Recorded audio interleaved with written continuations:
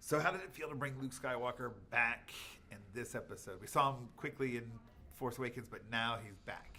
Well, the pressure was much stronger because in 7, I had a sort of a minimalist contribution so I can enjoy all the fun, but I didn't have to do any of the heavy lifting. This one, Luke is more important to the storyline. So,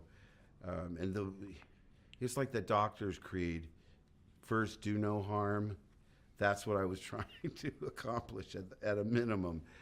You want to do your best. You want to blend in, because these are certainly ensemble pictures. You know, Luke's story is only one of many, many that you'll see. The sets were supposedly more massive than they were in any other film, and detailed. How was it working on all that detailed scale? Well, I'm not giving anything away because now they've established there's a casino set. And I'm telling you, I'd never been on a set that opulent in my life. Plus 150 extras in exotic makeups and alien prosthetics and audio animatronic alien pets. I mean, everywhere you looked. I mean, I've seen the finished film, and it's impossible to feature everything that I saw on set that day. I made a small film called Brigsby Bear, and it occurred to me, just at the price tag for that set, you could probably make 150 Brigsby Bears. But they spared no expense because the films keep getting bigger and more elaborate because there's nowhere else to go.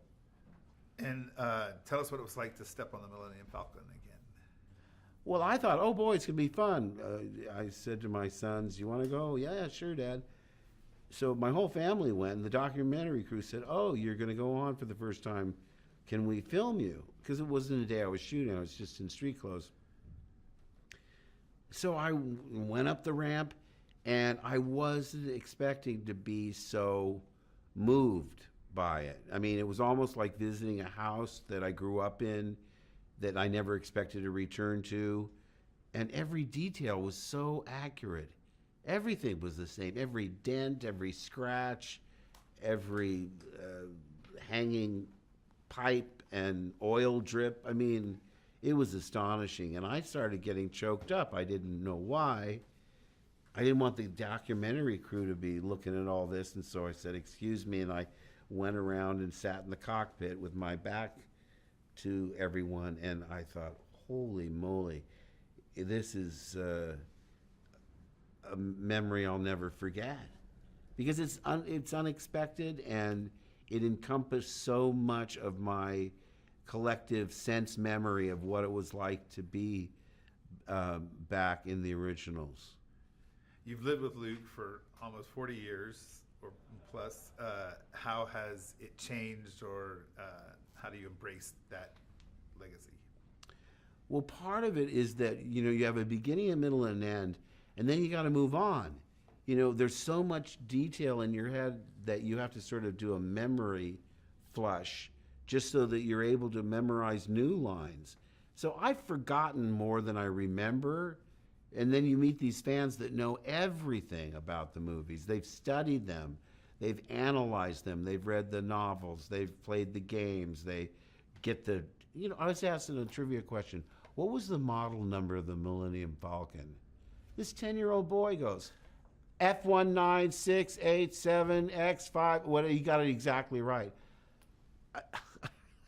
Well, needless to say, he slaughtered me.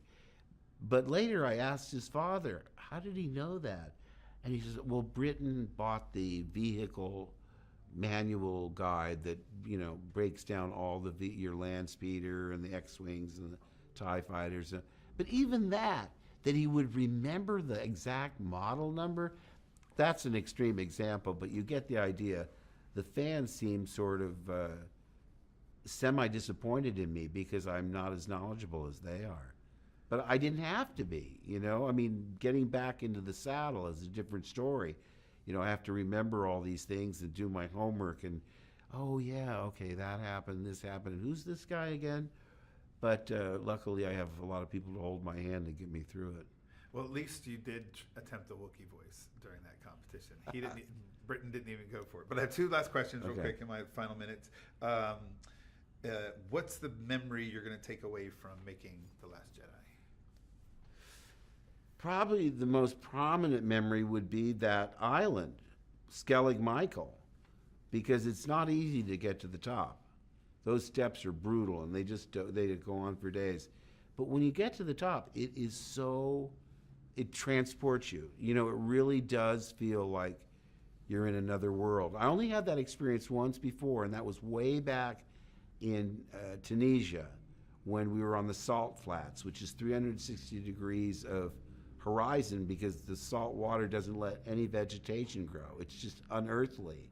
So there I am in my Luke costume with the belt and the floating car, and R2 was there, and I turned my back. The crew was filming something else, and the sun was going down, just like the sun's, it wasn't double, and I got the chills. I really felt I was in a galaxy far, far away. I certainly wasn't on Earth. And that never happened again. Norway, come on, snow is snow. When we did Endor, we're in the, Crescent City. I've seen trees like that before, but Ahch-To, the Skellig Michael was, again, I had that feeling. I turned around, I was looking out at the sea. Again, the crew was engaged somewhere else, and I was alone, and I got the goosebumps again. I thought, yep, I'm back.